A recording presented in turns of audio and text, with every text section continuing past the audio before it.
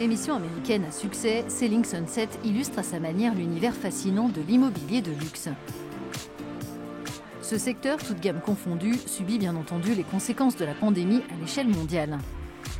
Le marché de Dubaï est lui aussi touché, mais l'Émirat tire son épingle du jeu. Sur les 6 premiers mois de l'année, les transactions ont atteint l'équivalent de 16,3 milliards d'euros. C'est la Marina qui a enregistré le plus grand nombre de ventes avec un total de 770 millions d'euros. Le prix d'achat moyen est de 253 000 euros pour un appartement et 550 000 euros pour une villa. À noter que les femmes représentent une part importante des acheteurs, elles ont investi au total 1,51 milliard d'euros.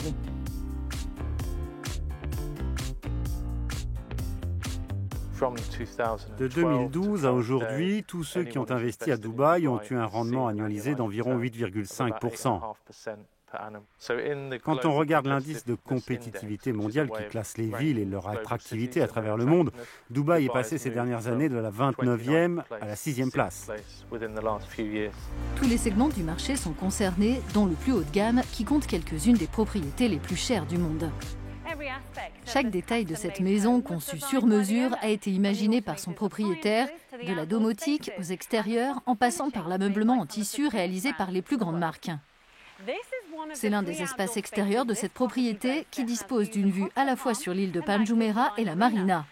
Mais il n'y a pas que les biens d'une valeur de plusieurs millions d'euros comme celui-ci qui trouvent preneur à Dubaï. De grands projets immobiliers ont aussi attiré de nombreux acheteurs, comme Town Square Dubaï. Nous voulions donner la possibilité d'acheter un bien à un prix abordable pour que les gens puissent passer de la location à la propriété. Dans le même temps, les équipements devaient être de bonne qualité. Quand on loue, l'argent des loyers est perdu. Quand on est propriétaire, on a un bien que l'on peut vendre. L'accession à la propriété est, semble-t-il, devenue tendance ces derniers mois.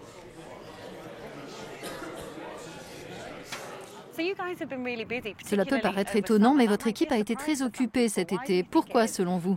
Je pense que c'est lié au confinement. On a tous passé 5 ou 6 semaines enfermés chez nous à observer notre lieu de vie, à revoir l'espace dont on dispose. Et je crois que beaucoup de gens se sont dit, qu'y a-t-il sur le marché en ce moment? Et ils ont vu qu'il y avait de bonnes opportunités d'achat. Malgré l'impact évident de la pandémie sur les résultats du 3e trimestre 2020, il reste à savoir si ce secteur a atteint son point le plus bas.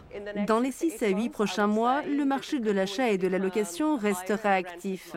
Les gens vont continuer d'effectuer leur premier achat immobilier ici. La pandémie a été synonyme pour beaucoup de perte d'emploi ou de revenus ou de fragilité financière, mais ceux qui ont des fonds de côté estiment eux que c'est le bon moment d'acheter. Mon mari et moi, on regardait les prix des maisons quand la pandémie est arrivée et on s'est dit que si on achetait maintenant, nos dépenses allaient baisser de 40 à 50% chaque mois. Même si 2020 est une année difficile pour le secteur, à Dubaï, des experts estiment que l'exposition universelle reportée à l'an prochain viendra conforter sa reprise. Je prévois un retour de la confiance progressive sur le marché, mais plus rapide ces prochains mois. Je crois vraiment que dès le premier trimestre 2021, la confiance sera véritablement rétablie sur le marché immobilier. C'est sur cette confiance que misent les investisseurs et les clients de ce marché. Dans un contexte d'incertitude quant aux conséquences à long terme de la pandémie sur l'économie mondiale, ces performances seront observées de près ces prochains mois.